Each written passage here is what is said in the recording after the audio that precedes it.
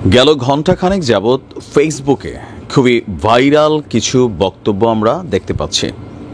আমাদের 5ই আগস্টের যেই জুলাই আগস্টের যে অভ্যুত্থানের সমন্বয়করা আছেন, তারা প্রত্যেকেই তাদের ফেসবুক টাইমলাইনে বেশ কিছু নোয়াখালীর মিজানকে খুঁজছে দক্ষিণ আফ্রিকা, আপনার সিঙ্গাপুর খুঁজছে রাজু ঢালিকে, মানে বিদেশি গিয়া যারা আকাম কুকাম কইরা ভাইগা টাইগা উঠেছে এদের অনেককেই খোঁজা হচ্ছে। তো আমরা এদিকে এখানে যাদের নাম দেখছি এদের মধ্যে একজনও আমি যতটুকু বুঝতে পারতেছি যে একটা রিপোর্ট আমাদের গুম নিয়ে যে কমিশন হয়েছে সেটা প্রাথমিক রিপোর্টে আমরা পেয়েছি। এটা আমরা অনুমান করছিলাম, অন্তত দুটো ঘটনা আমাদের সামনে ছিল। একটা হলো বিএনপি নেতা জনাব সালাউদ্দিন আহমেদকে ভারতে পাওয়া এবং সেখানে আটকে থাকা। আরেকজন হচ্ছে জনাব সুখরঞ্জন বালি, যিনি দেলোয়ার হোসেন সাঈদীর মামলার সাক্ষী ছিলেন। তাকে আদালত চত্বর থেকে তুলে নিয়ে গিয়ে ভারতে পাচার করে দেওয়া হয়েছিল। কারণ আসসালামু আলাইকুম দর্শক, নতুন একটি ভিডিওতে আপনাকে স্বাগতম। বাংলাদেশের যে বর্তমান রাজনৈতিক পরিস্থিতি এবং প্রেক্ষাপট সৃষ্টি হয়েছে তারই আলোকে বেশ কয়েকটা গুরুত্বপূর্ণ ভিডিও নিয়ে হাজির হয়েছি, যার কিছুটা অংশ বিশেষ ভিডিওর শুরুতেই দেখছেন। দর্শক, ভিডিওর শুরুটা দেখেই কিন্তু বুঝতে পেরেছেন আজকের নিউজটা কতটা গুরুত্বপূর্ণ হতে চলেছে। তাই বলবো, যারা ভিডিওটি দেখছেন না টেনে সম্পূর্ণ ভিডিওটি মনোযোগ সহকারে দেখতে থাকুন, তাহলে আজকের বিষয়টা বুঝতে পারবেন। দর্শক, এই বিষয়ে আর কিছুই বলবো না, চলুন দেখে আসি আজকের সেই কাঙ্ক্ষিত ভিডিওগুলো। তার আগে বলবো, যারা এখনও চ্যানেলটি সাবস্ক্রাইব করেননি অবশ্যই সাবস্ক্রাইব করে পাশে থাকা বেল বাটনটি অন করে দিবেন। আর যারা ইতিমধ্যে সাবস্ক্রাইব করেছেন তাদেরকে অসংখ্য ধন্যবাদ। তো চলুন দর্শক, ভিডিওতে একটি লাইক দিয়ে ধারাবাহিকভাবে সবগুলো ভিডিও দেখে আসি। কারণ তাকে ভারতে পাওয়া গেছে আমরা তখনই জানতাম, কেন বালি কথা বলেছেন এবং আমাদের এই রিপোর্টে সেখানে তিনি জানিয়েছেন কিভাবে ভারত তাকে নিয়ে গেছে, বাংলাদেশ থেকে তুলে নিয়ে ভারতের হাতে তুলে দেওয়ার পর কিভাবে তিনি সেখানে গেলেন তার বর্ণনা করেছেন। আমি সেটা নিয়ে একটু কথা বলতে চাই।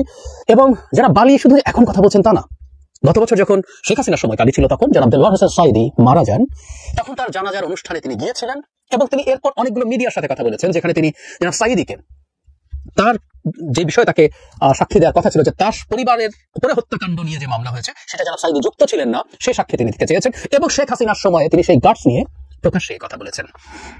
এই মানুষটি মহান, আমরা তাকে স্যালুট জানাই, নিশ্চয়ই জানাই। কারণ উনি এখন কি বলছেন যে কেউ বলতেই পারেন যে শেখ হাসিনা পতনের পর তো অনেকেই অনেক কথা বলছে। আমরা ভবিষ্যতেও আসলে 5 আগস্টের আগে কে কি করেছেন সেটা আমাদের ভবিষ্যতের একটা লিটমাস টেস্টের মতো হবে। তো জনাব বালিকে আমি মহান বলছি তার সাম্প্রতিক মন্তব্যের জন্য না। তিনি দেলোয়ার হোসেন সাঈদী জানা যাওয়ার পর থেকে বেশ কয়েকটা মিডিয়ার সাথে যেটা বলেছেন সেটা, যেখানে তিনি তাকে বলেছেন তাদের পরিবারের হত্যাকাণ্ডের সাথে সাঈদী জড়িত নন। কিন্তু বালির এবারকার statement is very important as well, যার মাধ্যমে আমরা আসলে ভারতকে সরাসরি রিলেট করতে পারবো। বালি বলেন, আমি একটু পড়ছি, এটা একটু রেকর্ড থাকুক। 2012 সালে 5 নভেম্বর তিনি আদালতে যান, সঙ্গে ছিলেন কয়েকজন আইনজীবী। তাদের গাড়ি দেখে আদালত গেটে আটকে ফেলা হয়। সঙ্গে থাকা আইনজীবীদের সঙ্গে গেটের দায়িত্বে থাকা লোকদের তর্ক বিতর্ক চলছিল। এই সময় কিছু সাদা পোশাকের লোক তাকে নামিয়ে টানাটানি করতে থাকেন। একটি খালি কক্ষে আটকে রাখার কথা জানিয়ে সুখরঞ্জন বালি বলেন, ঘরে কোনো জানালা বা কোনো ফাঁক ছিল না।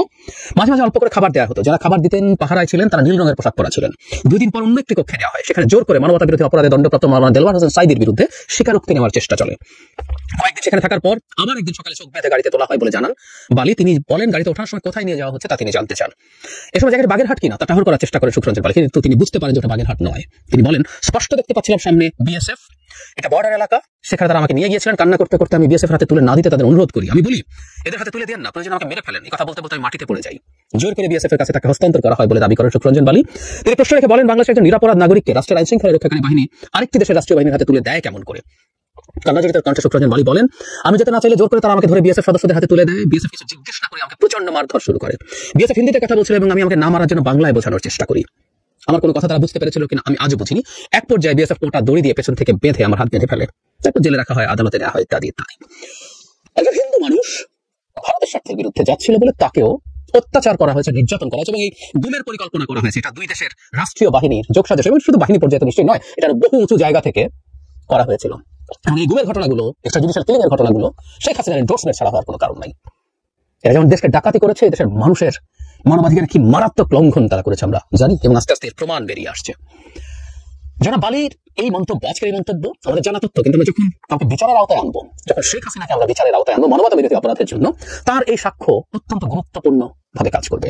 এবং তিনি যে ধর্মীয় সম্প্রদায়ের মানুষ, হিন্দু সম্প্রদায়ের মানুষ, সেই কারণে তার এই ব্যাপারটা আমাদেরকে আরো বেশি উচ্ছ্বসিত করে, আমরা আরো বেশি প্রশংসা করি। কারণ আমরা একটা কথা বলার চেষ্টা করেছি, সাম্প্রতিক সময় হিন্দু সম্প্রদায়ের উপর আক্রমণ নিয়ে যে ধরনের বিশ্রী কথাবার্তা, মিথ্যাচার ভারতের দিক থেকে ছড়ানো হচ্ছে, সেটার ক্ষেত্রে আমাদের হিন্দু সম্প্রদায়ের মানুষ যদি সত্যিকার অর্থেই দাঁড়ান, সেটা শক্তি অনেক বেশি হয়।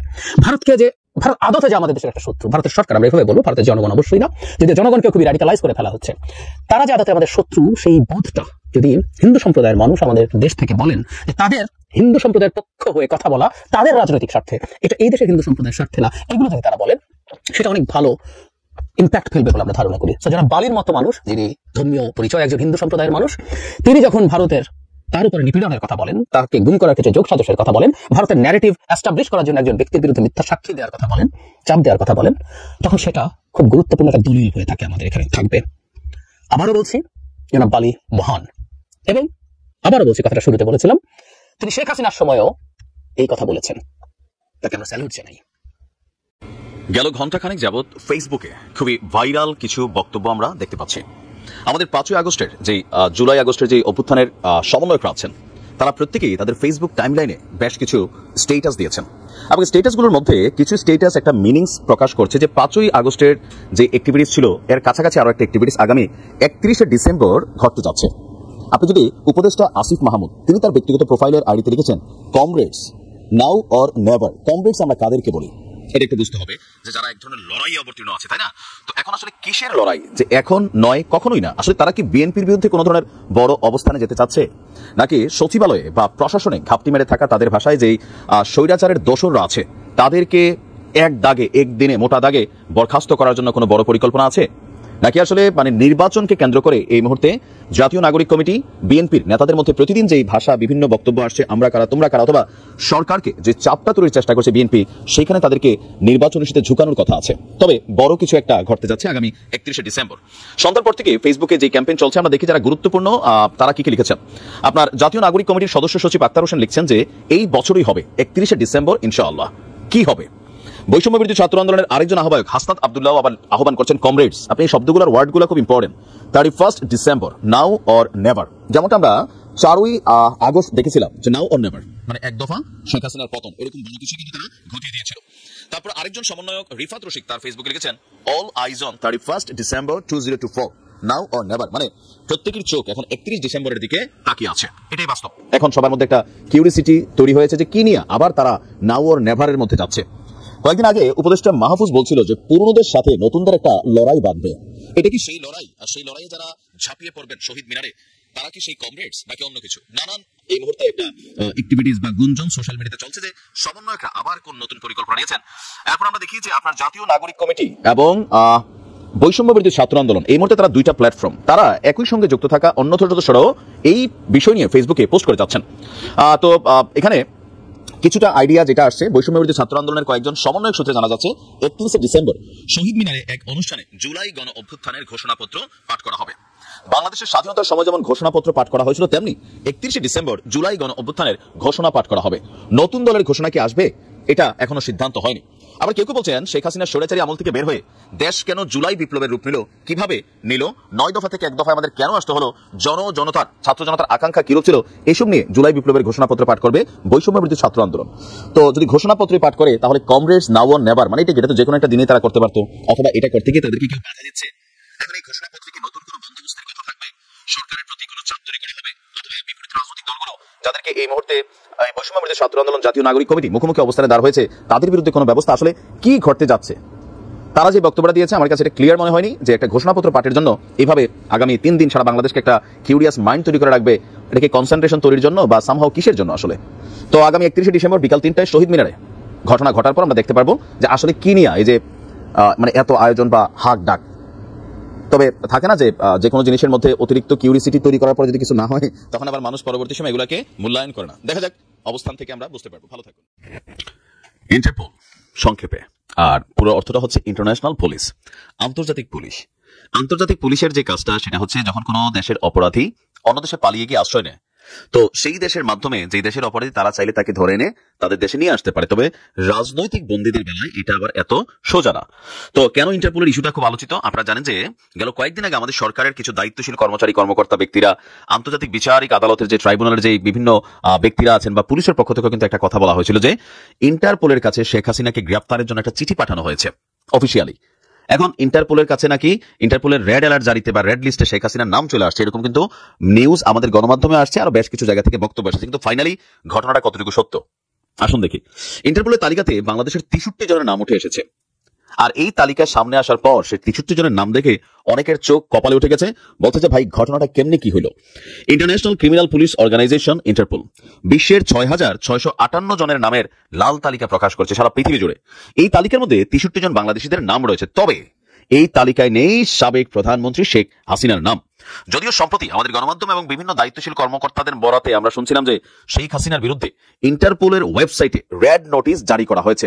আমাদের ট্রাইব্যুনালের যিনি প্রসিকিউটর আছেন তিনার এই বক্তব্য ছিলেন, আধা ঘন্টা পরে সেই বক্তব্য তিনি প্রত্যাহার করেছিলেন। তার মানে এই অন্তর্বর্তী সরকার গেল 4 মাসে শেখ হাসিনাকে ধরবে অথবা তার বিরুদ্ধে কোনো অ্যাকশন নেবে। ভারতের কাছে যে কূটনৈতিক চিঠিটা পাঠাইছে, ভারত বলতেছে যে আপনি কোনো দেশে গেলেন খেলা দেখতে, তো সেই দেশের গ্যালারিতে আপনি কোনো রকম অব্যবস্থা পানেন, একটা চিঠি লেখা জানালেন, এটা যেমন ঠিক ততটুকুর বাইরে আর কিছু না। তার মানে বোঝা গেছে তো শেখ হাসিনাকে ভারতে থেকে বাংলাদেশে ফিরত আনবে বা গ্রেপ্তার করবে, ফাঁসিতে ঝুলাবে, এই যে কথাগুলা, এগুলোর পিছনে বাস্তবিক পক্ষে তাদের সক্ষমতার কতটুকু এটা কিন্তু টের পাওয়া গেছে। আন্তর্জাতিকভাবে এগুলোর কতটুকু পাত্তা দিচ্ছে, আমার কাছে মনে হচ্ছে পাত্তাই দিচ্ছে না, এটাই মনে হচ্ছে। আপনার আন্তর্জাতিক পুলিশ সংস্থাটির ওয়েবসাইট থেকে গতকালকে একটা তথ্য প্রকাশিত হয়েছে, জানা গেছে এই 63 জন বাংলাদেশিকে বিভিন্ন অপরাধের অভিযোগে বাংলাদেশ সহ বিভিন্ন দেশের কর্তৃপক্ষ তাদের খুঁজছে। যৌন নির্যাতন সহ বিভিন্ন অভিযোগে আপনার এখানে জাহিদুল ইসলাম, অস্ত্র মামলায় ফজলুল আমিন জাভেদকে খুঁজছে যুক্তরাষ্ট্র, খুনের অভিযোগে লক্ষ্মীপুরের খোরশেদ আলমকে খুঁজছে ইউরোপের দেশ বেলজিয়াম, আফ্রিকার দেশ ইস্তাওয়ানি খুনের অভিযোগে খুঁজছে ঢাকার মোহাম্মদ মিলন এবং লিটন ব্যাপারীকে, নোয়াখালীর মিজানকে খুঁজছে দক্ষিণ আফ্রিকা, আপনার সিঙ্গাপুর খুঁজছে রাজু ঢালিকে, মানে বিদেশি গিয়া যারা আকাম কুকাম করে ভাইগা টাইগা রয়েছে এদের অনেকেই খোঁজা হচ্ছে। তো আমরা এদিকে এখানে যাদের নাম দেখছি এদের মধ্যে একজনও আমি যতটুকু বুঝতে পারতেছি যে পলিটিক্যাল মামলায় বা আওয়ামী লীগের কোনো নেতা কর্মী এমপি, হ্যাঁ আমি এই 63 জন যারা ইন্টারপোলের সহযোগিতা নিয়ে যাদেরকে খোঁজা হচ্ছে একজনও নাই। অনেকে বলছিল যে আওয়ামী লীগের এমপিদেরকে মন্ত্রীদেরকে ধরে আনা হবে, এই অন্তর্বর্তী সরকার এই কাজটা করবে, শেখ হাসিনার বিচার করবে, বিচারের আগে ইলেকশন হবে না। তো বিচার তো দূরের কথা, বউ তো এখনো করতে পারে না, 4 মাস হয়ে গেল। এগুলো বলা আসলে সোজা, প্র্যাকটিক্যালি করা অনেকটা কঠিন। আর ভারতের সাথে যে সম্পর্ক, বিশেষ করে উপদেষ্টা মাহফুজের ওই স্ট্যাটাসের পরে আপনার মনে হয় যে ভারত শেখ হাসিনার ফেরত দিবে বা শেখ হাসিনার বিরুদ্ধে এই যে চিঠিটা পাঠিয়েছে ভারতের তো পাত্তাই দেয় না। প্র্যাকটিক্যাল হচ্ছে এটা, কারণ কূটনৈতিক সম্পর্ক তলানিতে। এই সরকারকে ভারত মনে করে পাকিস্তান ঘেঁষা সরকার, দেখেন না একের পর এক নিউজ করছে পাকিস্তানি সেনারা বাংলাদেশে আসবে, ট্রেনিং করবে, যদিও শব্দগুলো গুজব শব্দটা আমরা সবাই জানি। ভারতের একদম মন্ত্রী থেকে শুরু করে প্রত্যেকটা মানুষ এই সরকারকে ভাবে পাকিস্তান ঘেঁষা, কারণ পাকিস্তানের সাথে ব্যবসা বাণিজ্য থেকে শুরু করে অনেক কিছুই যেটা 53 বছর ঘটে নাই সেগুলো ঘটছে, ভারত মনে করতে সেটা পাকিস্তানি সরকারের সাপোর্টিং এ কাজ করবে, শত্রু হিসেবে দেখছে। তো এরকম একটা সম্পর্কের মধ্যে ভারতের কাছ থেকে আপনি সহযোগিতা নিয়ে কোনো অপরাধীকে, বাংলাদেশ থেকে পলাতক যে সকল অপরাধীরা আছেন, বিশেষ করে আওয়ামী লীগের এমপি মন্ত্রী বা নেতা কর্মীরা, তাদেরকে ফেরত আনবেন, এটা আসলে এত সোজা না। বলা অনেক কিছু যায়, মানুষ খুশি হয়, এক শ্রেণী খুশি হয়, কিন্তু বাস্তবতা হচ্ছে এই সরকার, শেখ হাসিনা তো দূরের কথা, আমার মনে হয় যে ওবায়দুল কাদেরকে বা আওয়ামী লীগের একজন মিনিমাম লেভেলের এমপি কে বা পদে থাকা বড় কোনো কর্মকর্তা ব্যক্তিকে ফিরিয়ে আনতে সক্ষম, কারণ কূটনৈতিক সম্পর্কটা পড়ে গেছে। ইভেন এটা ডেভেলপ করবে কিনা সেটাও সন্দেহ আছে। আর ভারতের তো মনোভাবই নাই, তো যা বলছে আইওয়াস ছাড়া কিছুই মনে হচ্ছে না। আর হলে তো আমরা সময় দিয়ে হলে দেখবই। ভালো থাকুন দর্শক, আমি আশা করি আপনি সবগুলো ভিডিওই মনোযোগ সহকারে দেখছেন। সেই সাথে দর্শক, এই ভিডিওগুলো সম্পর্কিত যদি কোনো তথ্য এবং মতামত থাকে তাহলে কমেন্টে জানাবেন। এতক্ষণ সাথে থাকার জন্য ধন্যবাদ। আজকের মতোই এ পর্যন্তই। আল্লাহ হাফেজ।